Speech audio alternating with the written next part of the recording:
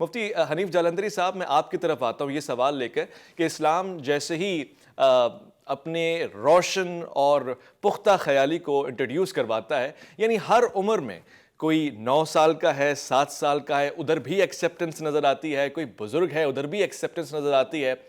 کوئی جوان ہے ادھر بھی ایکسیپٹنس نظر آتی ہے، مگر عام طور سے یہ کہتے ہیں کہ آپ جب ایک عقیدے کے ساتھ اپنی طویل عمر تک پہنچ جاتے ہیں اور آپ ادھیڑ عمر کو بھی کراس کر لیتے ہیں یا جوانی سے اوپر چلے جاتے ہیں تو بڑا مشکل ہوتا ہے کسی کے بھی کانسیپٹ کو سمجھنا، کسی بھی نئے پیغام کو اپنے دل میں بٹھانا۔ وہ پیغمبر جو آپ سے مقام و مرتبے میں کم ہیں وہ تو مصدق بنے، ان کی تو تصدیق بعد میں نبی نے کر دی، لیکن حضور علیہ السلام کی تصدیق کون کرے جبکہ آپ کے بعد تو نبی اور پیغمبر آنا نہیں ہے۔ جی تو حضور اکرم صلی اللہ علیہ وسلم ان کے مقام پر ہونے کے باوجود آپ کی تصدیق نہ ہو، تو اس کے لیے اللہ نے اپنے نظام میں یہ رکھا کہ سیدنا صدیق اکبر رضی اللہ تعالیٰ عنہ کو حضور کا مصدق بنا دیا۔ سبحان تو اللہ، ابو سبحان بکر کا سب سے بڑا اعزاز یہ ہے کہ وہ مصدق پیغمبر ہیں۔ تو جس کو اللہ نے پیدا ہی آخری نبی کی تصدیق کے لیے کیا ہو، وہ جب اسلام کی دعوت اس کو پیش کی جائے گی وہ کیسے انکار کر سکتے ہیں؟ انہوں نے تو فوراً قبول کرنا تھا۔ ان کا تو مقصد تخلیق ہی یہ تھا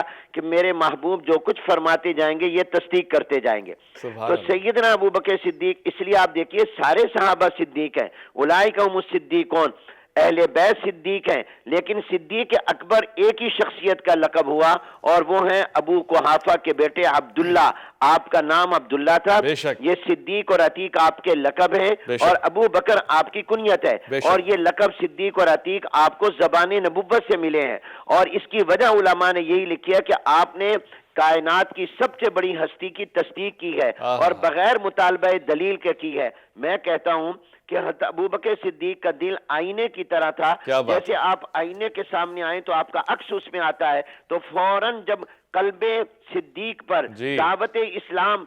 کا آئینہ پیش ہوا، وہ دعوت پیش ہوئی، تو وہ قلب صدیق آئینے کی طرح تھا، فوراً اس نے قبول کر لیا۔ خوبصورت، ماشاءاللہ۔ حضرت علامہ اقبال رحمۃ اللہ علیہ بیان فرما رہے ہیں کہ پروانے کو چراغ ہے، بلبل کو پھول بس، اور صدیق کے لیے ہے خدا کا رسول بس۔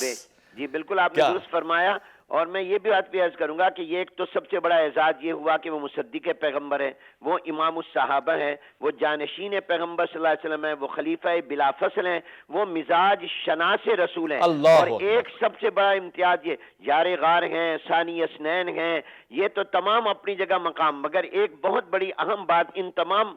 چیزوں میں یہ ہے کہ روز اول سے جناب نبی کریم صلی اللہ علیہ وسلم کے ساتھ سیدنا صدیق اکبر رضی اللہ عنہ نے منطق اور استدلال کا، یا میں یوں کہہ دوں محبت میں کہ عقل و دانش کا تعلق قائم نہیں کیا، بلکہ آپ کے ساتھ عشق و محبت کا تعلق قائم کیا۔ عشق و محبت کا تعلق قائم کیا۔ کیا خوبصورت گفتگو ہو رہی ہے۔